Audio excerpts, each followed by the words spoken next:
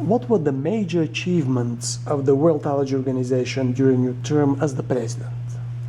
The World Allergy Organization is a global organization, and during this period of 2 years, the World Allergy Organization has gone a step forward in globalizing, in harmonization, in communication and collaborations, not just with our member societies or within our area of expertise and specialty, but outside of our area of specialty, like, for example, with the European Respiratory Society, with the developmental origins of health and disease, as well as global health authorities like the World Health Organization and United Nations. We were represented in the United Nations in a panel discussion on environment and health, which was a pre-event to the Rio Plus 20. We have, of course, several disease focus committees, and these disease focus committees have developed multiple consensus documents, guidelines, for example, the WAO slit update on sublingual immunotherapy, molecular-based allergy diagnosis, as well as on precautionary food labeling, drug hypersensitivity, multiple such initiatives that takes the organization steps forward, and educational initiatives like developing the undergraduate curriculum.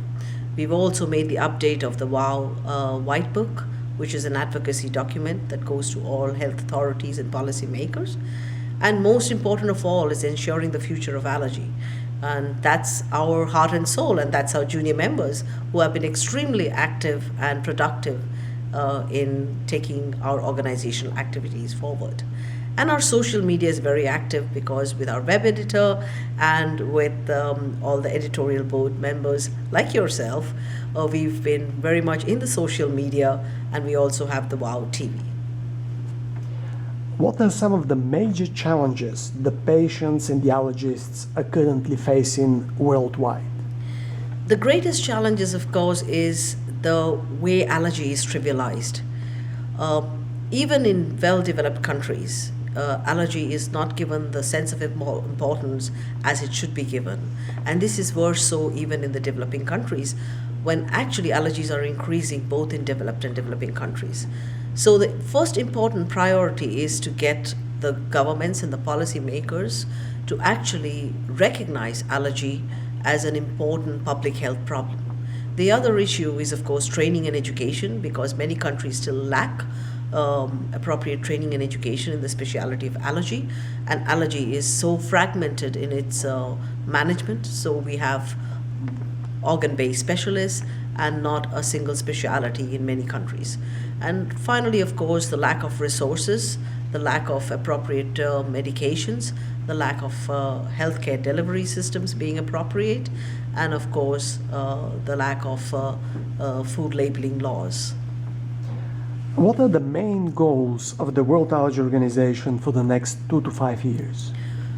One of the things that I have realized that I've inherited from the preceding past presidents, as well as thought that this term would be a game changer, is to try to have something called as the goal congruency, which means the vision and the direction of the organization during these 2 years should be in line with the vision and of the organization and the leadership that's incoming. And so we've had a very good kind of flow of ideas that actually flow into the next 2 to 5 years, where we are giving a lot of importance to education, training, as well as scientific research. So the organization will move forward in taking forward all the initiatives that are being done now, and would go steps further by focusing on state-of-the-art, cutting-edge research, and also helping people develop their own research careers. We also have the centers of excellence, which will be developed even further, and that will be an opportunity for even leveraging the top centers with the partnering with centers in developing countries to be able to train them. What research topics in allergy and immunology will make the biggest impact on patients in the future? Well, food allergy and urticaria, eczema are the upcoming areas I think that are key important areas within, as they're also booming compared to as a second wave of the allergy epidemic. In addition, of course, biologics and immunotherapy, which is the topic of this symposium today, is also very important because they are the future forms of treatment. So these areas will, and personalized medicine will receive a lot of attention in the future. May I ask you a personal question? How does it feel to be the first woman president of the World Allergy Organization?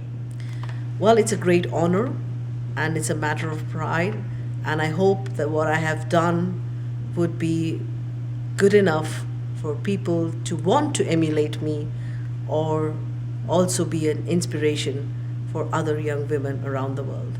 Thank you. Thank you very much. It's been a pleasure.